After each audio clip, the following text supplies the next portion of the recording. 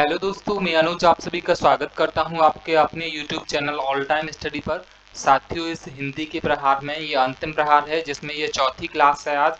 इससे पहले इसी चैनल पर और भी क्लासेस कराई जा चुकी हैं। अगर वो क्लासेस आपने नहीं देखी हैं तो एक बार उन क्लासेस को भी ज़रूर देख लें, क्योंकि आपके एग्ज़ाम के लिए काफ़ी ज़्यादा इम्पोर्टेंट होने वाली हैं और लगभग 2 से 3 दिन का समय बचा है आपके एग्ज़ाम को शुरू होने में।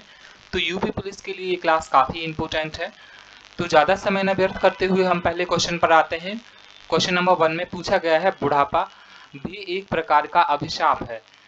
इस वाक्य में रंगीन छपे शब्द की संख्या क्या है? संज्ञा बताइए। मतलब इसमें साथियों पूछा क्या गया है कि जो बुढ़ापा शब्द दे रखा है, बुढ़ापा का जो है संज्ञा बताना है आपको। बुढ़ापा जो है कौन सी संज्ञा है? भाववाचक संज्ञा है या व्यक्तिवाचक संज्ञा है या फिर जातिवाचक संज्ञा है या फिर इनमें से कोई नहीं है। क्वेश्चन नंबर 1 का जो करेक्ट आंसर है वो क्या हो जाएगा साथियों? प्रत्येक क्वेश्चन का आंसर कमेंट में किया करो आप, ताकि मुझे भी पता लगे कितने सही कर पा रहे हो आप और आपको भी पता रहे कि कितने सही किए और कितने गलत हुए हैं आपसे। ठीक है। और अगर क्लास अच्छी लगती है तो क्लास को अधिक से अधिक लाइक करना है और शेयर करना है, और नए साथी चैनल पर जुड़ते हैं तो चैनल को सब्सक्राइब कर लेना है। साथियों, बुढ़ापा जो शब्द है वो भाववाचक संज्ञा हो जाता है, यानी क्वेश्चन नंबर 1 का जो राइट आंसर है वो ए हो जाएगा। इसका राइट आंसर ए। अगला क्वेश्चन साथियों बहुत स्पीड में हम कवर करने वाले हैं। इस क्लास में लगभग 40 से प्लस मतलब 50 लगभग क्वेश्चन को डिस्कस करने वाले हैं। ये क्लास रोज सुबह आती है, लगभग 10 बजे से पहले आती है डेली। निम्न शब्दों में से कौन सा शब्द संज्ञा है? साथियों यहाँ पर 4 शब्द दिए गए हैं, इनमें से संज्ञा पूछा गया है कौन सा है? क्रोध है, क्रोधित है, क्रोध है या फिर क्रोधी है। साथियों क्रोध क्या हो जाएगा? आपका संज्ञा हो जाएगा। क्वेश्चन नंबर 2 का राइट आंसर ए। अगला क्वेश्चन आशु का बहुवचन बताइए। आशु का साथियों यहाँ पर ये टाइपिंग एरर हुआ है, ये क्या है? आशु शब्द का बहुवचन पूछा गया है। तो देखो, आंसू हो गया, बाल हो गया और दर्शन हो गए, ये सब अपने आप में बहुवचन होते हैं, यानी ऑप्शन नंबर सी इसका करेक्ट आंसर हो जाता है। अगला क्वेश्चन जिसमें पूछा गया है, निम्न शब्दों में से एक शब्द स्त्रीलिंग है, चुनिए। साथियों यहाँ पर 4 ऑप्शन दिए गए हैं। जड़ता है, दया है, बुढ़ापा है और घटना है। इन चारों में से जो स्त्रीलिंग शब्द पुल्लिंग शब्द है उसके बारे में आपको बताना है। देखो, दया हो जाती है, घटना हो जाती है और जड़ता हो जाती है। तो यहाँ पर हमारा बुढ़ापा क्या है? ऑप्शन नंबर सी बिल्कुल करेक्ट आंसर हो जाएगा, यानी बुढ़ापा पुल्लिंग शब्द हो जाता है। क्वेश्चन नंबर 5 जिसमें पूछा गया है, निम्न वाक्य को पढ़िए तथा उसमें कारक के सही भेद को चुनिए। यहाँ पर कारक का सही भेद है साथियों, ये जो वाक्य है जिसमें दे रखा है, हे प्रभु मेरी इच्छा पूरी करो। मतलब इसमें कौन सा कारक है यह पूछा गया है। ये जो वाक्य है, हे प्रभु मेरी इच्छा पूरी करो, इसमें कौन सा कारक हो जाएगा? अपादान कारक हो जाएगा? बिल्कुल नहीं होगा। संबंध हो जाएगा, अधिकरण हो जाएगा या संबोधन हो जाएगा? तो इसका correct answer option number D हो जाएगा, संबोधन कारक इसमें हो जाता है। अगला क्वेश्चन जिसमें पूछा गया है, लिंग की दृष्टि से दही क्या है? मतलब ये पूछा है दही स्त्रीलिंग है या फिर पुल्लिंग है। तो साथियों दही जो है वो पुल्लिंग शब्द हो जाता है। लगता तो स्त्रीलिंग जैसा है लेकिन पुल्लिंग शब्द हो जाता है ये। अगला क्वेश्चन जिसमें पूछा गया है, कौन सा शब्द स्त्रीलिंग है? चक्रव्यूह है, मृत्यु है, संकल्प है, उत्साह है। तो ये चक्रव्यूह हो गया और संकल्प हो गया और उत्साह हो गया, ये सब हमारे पुल्लिंग शब्द हो जाते हैं, जबकि ऑप्शन नंबर बी यानी मृत्यु हमारा स्त्रीलिंग शब्द हो जाता है। क्वेश्चन नंबर 8 जिसमें पूछा गया है, बाल का स्त्रीलिंग है, यानी जो बाल शब्द होता है उसका स्त्रीलिंग शब्द क्या होगा साथियों? स्त्रीलिंग जो है वो क्या हो जाएगा? बाला हो जाएगा। आप्रत्यय लगाने से भी क्या हो जाता है? जैसे सूर्य जैसे अनुज अनुजा क्या हो जाता है साथियों? स्त्रीलिंग शब्द हो जाता है। तो इसका बाला करेक्ट आंसर हो जाएगा। क्वेश्चन नंबर 9 जिसमें पूछा गया है, संज्ञा के स्थान पर प्रयुक्त होने वाले शब्द को क्या कहते हैं? साथियों जो संज्ञा की जगह पर प्रयुक्त होने वाले शब्द हैं उन्हें क्या कहते हैं? क्रिया कहते हैं, अव्यय कहते हैं या विशेषण कहते हैं या फिर सर्वनाम। सर्वनाम इस क्वेश्चन का बिल्कुल करेक्ट आंसर हो जाएगा। सभी साथी जितने भी जुड़े हुए हैं क्लास को कम से कम एक व्यक्ति के पास जरूर शेयर करें। अगला क्वेश्चन साथियों क्वेश्चन नंबर 10 जिसमें पूछा गया है, निम्न वाक्यों में से किस वाक्य में सर्वनाम का अशुद्ध प्रयोग हुआ है? साथियों अशुद्ध प्रयोग पूछा है, कौन से वाक्य में हुआ है? मतलब 3 में तो सही हुआ है लेकिन 1 में अशुद्ध हुआ है। क्वेश्चन नंबर 10 का ऑप्शन नंबर 1 है, मैं तेरे को एक घड़ी दूंगा। मैं तेरे को एक घड़ी दूंगा ऐसा तो नहीं होता है। आगे देख लेते हैं, मुझे इस बैठक की सूचना नहीं थी। आगे है, आपके आग्रह पर मैं दिल्ली जा सकता हूं। और ऑप्शन नंबर डी है, वह स्वयं यहाँ नहीं आना चाहती। तो इसका जो करेक्ट आंसर है वो किसका मतलब गलत, जो सर्वनाम का गलत प्रयोग हुआ है वो ऑप्शन नंबर ए में हुआ है। मैं तेरे को नहीं होता, मैं तुझे होना चाहिए था, तुझे, या फिर मैं तुमको एक घड़ी दूंगा, ऐसे हो सकता था। तो इसका correct answer option number A हो जाएगा। अगला क्वेश्चन जिसमें पूछा गया है मैं खाना खा चुका हूँ, इस वाक्य में भूतकालिक भेद अंकित कीजिए। मतलब मैं खाना खा चुका हूँ, इसमें कौन सा भूतकाल हो जाता है? आसन्न भूतकाल हो जाता है, या संदिग्ध भूतकाल हो जाता है, या सामान्य या पूर्ण भूतकाल हो जाता है? साथियों चुका हूँ चुकी है, ऑप्शन नंबर डी। अगला क्वेश्चन जिसमें पूछा गया है किस वाक्य में क्रिया वर्तमान काल में है? कल वे आने वाले थे, ये तो पास्ट हो गया। वर्तमान काल पूछा है, मैं तुम्हारे पत्र पढ़ रहा हूँ और उसने कल खा लिया, कल उसने फल खा लिए थे, सॉरी उसने फल खा लिए थे और अचानक बिजली कौंध उठी। तो इसका जो करेक्ट आंसर है वो वर्तमान पूछा है, तो ऑप्शन नंबर बी हो जाएगा, यानी मैं तुम्हारे पत्र पढ़ रहा हूँ। अगला क्वेश्चन जिसमें पूछा है चिड़िया आकाश में उड़ रही है, इस वाक्य में उड़ रही क्रिया किस प्रकार की है? मतलब उड़ रही क्रिया किस प्रकार की क्रिया है? सकर्मक है। उड़ना साथियों सकर्मक नहीं होता है, उड़ना जो है अकर्मक हो जाता है। ऑप्शन नंबर सी बिल्कुल करेक्ट आंसर हो जाएगा। सोना भी अकर्मक हो जाता है। अगला क्वेश्चन जिसमें पूछा गया है किस वाक्य में क्रिया सामान्य भूतकाल में है? सामान्य भूतकाल में किसमें हो जाएगी? उसने पुस्तक पढ़ी होगी, ये तो नहीं होगी। आगे है उसने पुस्तक पढ़ी है, आगे है उसने पुस्तक पढ़ी, और आगे है उसने पुस्तक पढ़ी थी। तो सामान्य भूतकाल में जो है उसने पुस्तक पढ़ी, ऑप्शन नंबर सी बिल्कुल करेक्ट आंसर हो जाएगा। अगला क्वेश्चन जिसमें पूछा गया है किस वाक्य में अकर्मक क्रिया है? अकर्मक क्रिया, मैं बालक को जगवाता हूँ और राम पत्र लिखता है और गेहूं पिस रहा है और मदन गोपाल को हंसा रहा है। तो इसमें करेक्ट आंसर जो है ऑप्शन नंबर सी हो जाएगा, गेहूं पिस रहा है। अगला क्वेश्चन, छोटा ऊ और बड़ा ऊ के उच्चारण स्थान है होठ हो जाते हैं, यानी ऑप्शन नंबर बी बिल्कुल करेक्ट आंसर हो जाता है। अगला क्वेश्चन, ए ओ कौन सा स्वर है? कौन सा स्वर है? संयुक्त स्वर है, दीर्घ स्वर है, या फिर हास्य स्वर है, या फिर इनमें से कोई नहीं है? साथियों ए और ओ ये दोनों क्या हो जाते हैं? ये चारों हमारे संयुक्त स्वर हो जाते हैं, यानी ऑप्शन नंबर ए बिल्कुल करेक्ट आंसर है। अगला क्वेश्चन, मात्राएं कितने प्रकार की होती हैं? तो मात्राएं आप सभी जानते हो, मात्राएं 3 प्रकार की होती हैं। अगला क्वेश्चन जिसमें पूछा गया है हिंदी में व्यंजन वर्णों की संख्या कितनी होती है? व्यंजन वर्णों की संख्या 33 होती है साथियों। और लेकिन आप मुझे कमेंट करके बताओगे कि व्यंजन की तो संख्या होती है 33 होती है, लेकिन स्वरों की संख्या हिंदी वर्णमाला में कितनी होती है? कमेंट करके जरूर बताना अपना आंसर। अगला क्वेश्चन जिसमें पूछा है क वर्ग का उच्चारण स्थान है, क वर्ग का दंत हो जाता है, ओष्ठ हो जाता है, या फिर कंठ, या फिर मूर्धा? तो साथियों क वर्ग का जो उच्चारण स्थान है वो क्या हो जाता है? कंठ हो जाता है, ऑप्शन नंबर सी। अगला क्वेश्चन जिसमें पूछा गया है स कौन सा व्यंजन है? देखो साथी, स ह ये सब क्या हो जाते हैं आपके? स ह, मतलब दोनों स हो जाते हैं, स ह, ये क्या हो जाते हैं आपका?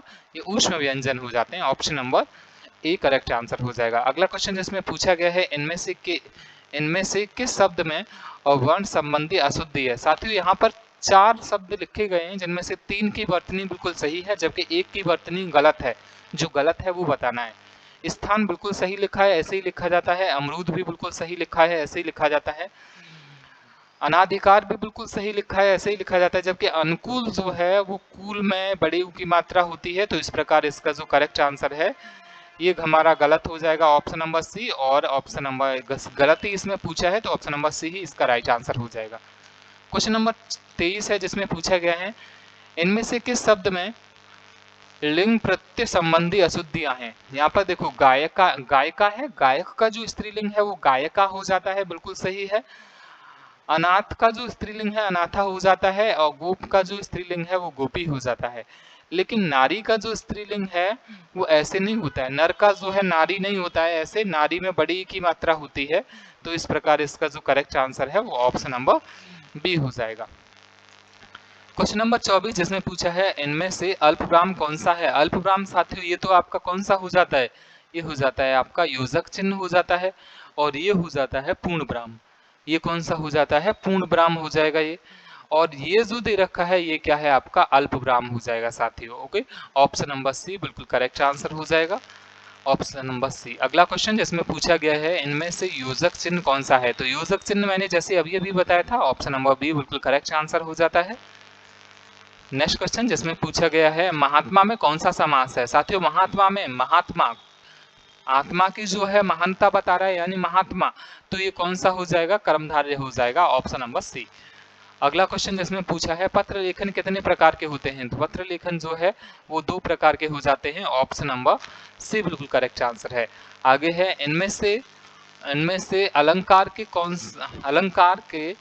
कौन सा भेद है, साथियों अलंकार का भेद अब आप कहोगे लाटान प्रास भी अलंकार है और छिकान प्रास भी, साथियों ये दोनों ही जो है शब्द अलंकार के भेद हो जाते हैं।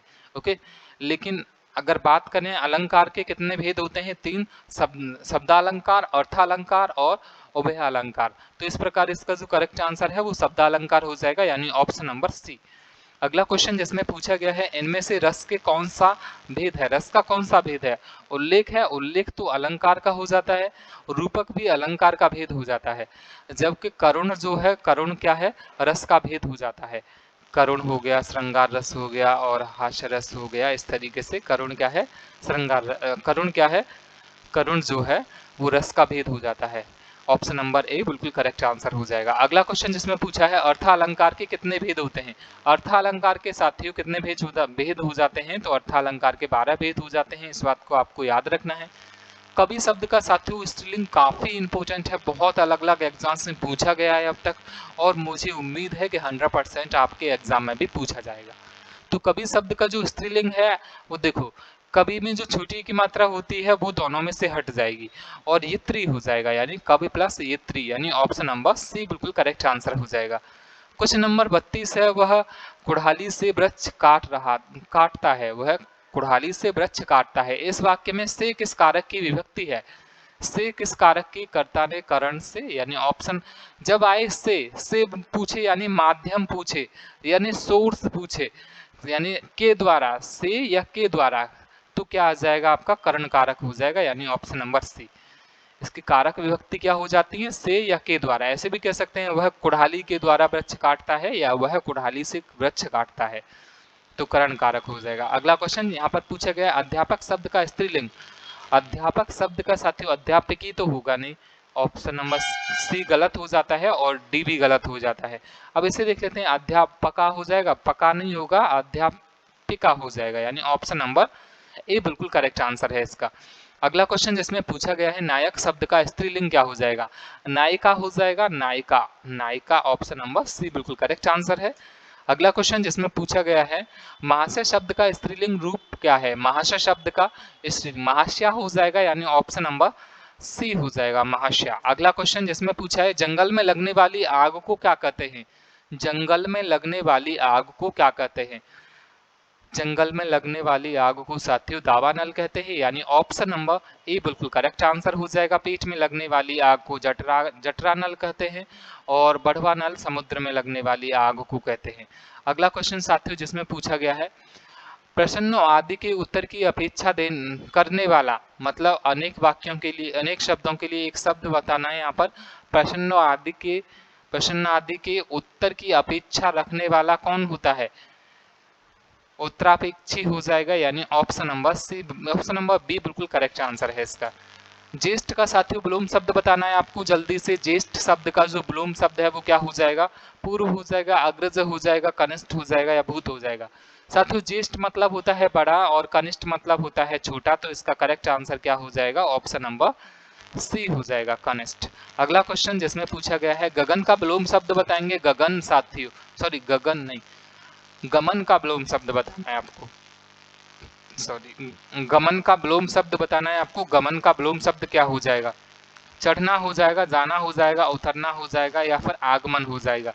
साथियों गमन और आगमन एक दूसरे के विलोम शब्द हो जाते हैं, यानी ऑप्शन नंबर जी। अगला क्वेश्चन अग्नि का विलोम शब्द बताएंगे, अग्नि किसका पर्यायवाची होता है, पृथ्वी का पर्यायवाची हो जाता है और पृथ्वी का विलोम शब्द अंबर हो जाता है, यानी option number C correct answer हो जाएगा। अगला क्वेश्चन जिसमें पूछा गया है जिन शब्दों के अंत में अ आता है उन्हें क्या कहते हैं? साथियों जिन शब्दों के अंत में आ आता है उन्हें अकारांत कहते हैं, यानी ऑप्शन नंबर बी बिल्कुल करेक्ट आंसर हो जाएगा।